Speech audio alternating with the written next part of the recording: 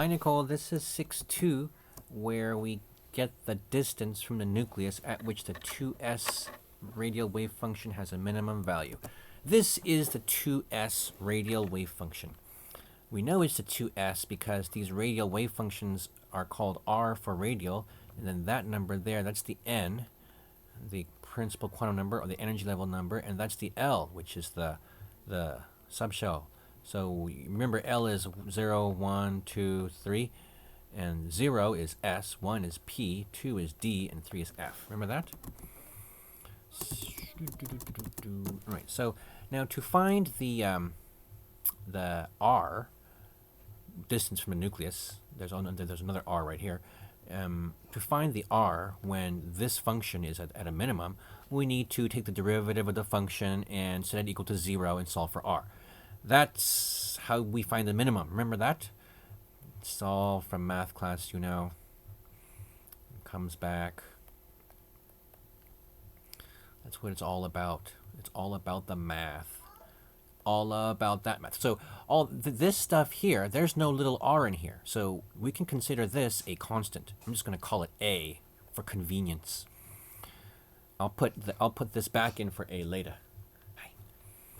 Now, okay, so now I'm going to have to use the product rule here because I've got an r function right there, and I've got another r function right here. So I'm going to use a product rule.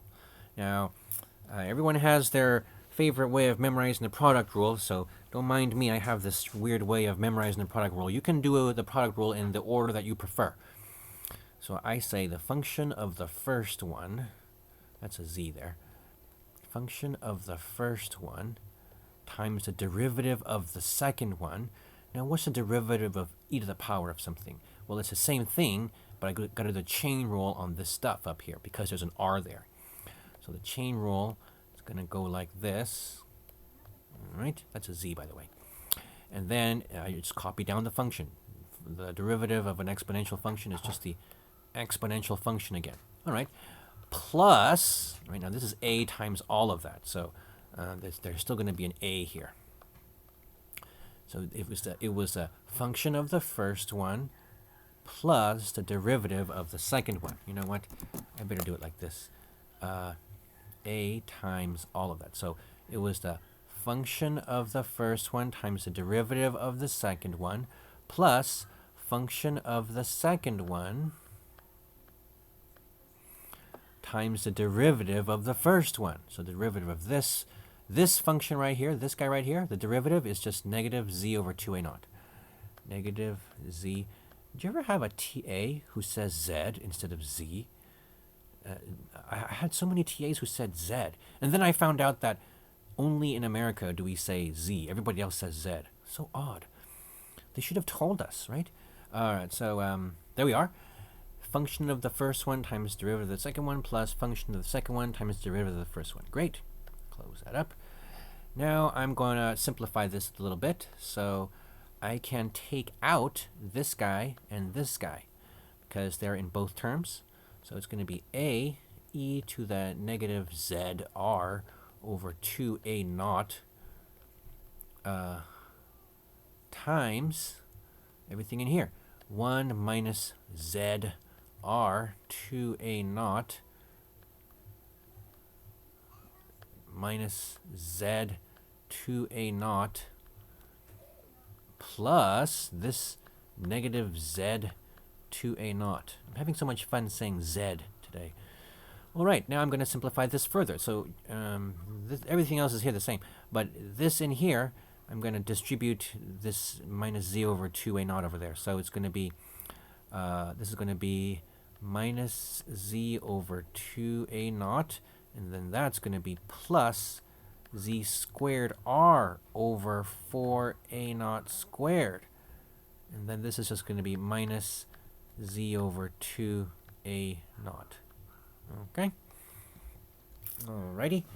I'm gonna need some more room here. And I'm using a... Yes, baby?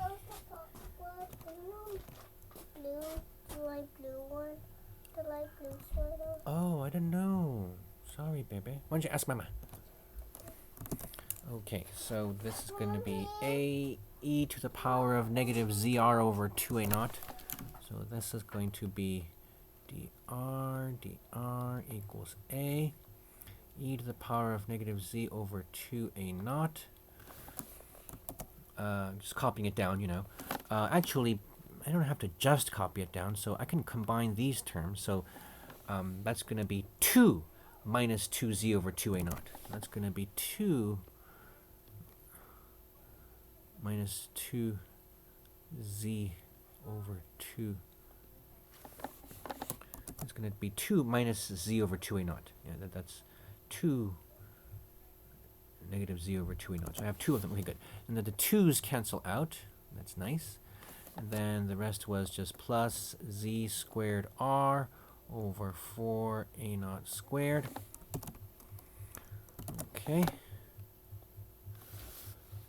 All right, and now I'm going to set this equal to 0. Set that equal to 0. And you know what? I actually don't have to put in whatever was a here, because this stuff right here, this stuff will never be 0. Because z is the atomic number, and there is no atom with atomic number 0. So that means this a will never be 0. So that means I don't even care about the a. I can just divide a on both sides, you know, and then 0 divided by a is 0. So this whole thing will never be 0. And so I can divide this whole thing on both sides. I'm just going to call this whole thing big X, right? So divide both sides by X. And so what I have here is negative Z over 2a naught plus Z squared R. I'm such a poser. I don't say Z, right? Equals 0. So this is just gone. Nobody cares about this. It's never going to be 0. And what we care about is things that become 0. So how do we make this r equal to 0? Well, we'll just solve for r. So 4a naught squared equals, I'm going to move this over to that side. Woo! And that's going to be z over 2a naught. And then get r alone. So that's going to be r equals z over 2a naught. And then this is flipped. So over z squared and 4a naught squared. So z's cancel. I think z means the atomic number. Doesn't z mean the atomic number? I think it does. In this case, I mean, for hydrogen, it is 1. So are we doing hydrogen here? No, we're not doing hydrogen. We're doing some. It doesn't say hydrogen, so I'm just gonna leave z there. Okay, and then this becomes 2. That cancels with this, and this a naught is gone. Okay, so the r equals a naught over z. Now, if this is hydrogen, then the r is just equal to a naught. All right, and that makes sense to me because a naught is known as the Bohr radius. It's the oh, what does Bohr radius mean? I think it's the minimum distance of an electron from the nucleus in a hydrogen atom. I think that's what it means. There's a Bohr radius. The most probable distance in the ground state. In the ground state. Well, I hope that is correct. And if it is not correct, by using the same method that I have used to arrive at this answer, I think you can get the correct answer. But please let me know if that is correct or not. I would be interested.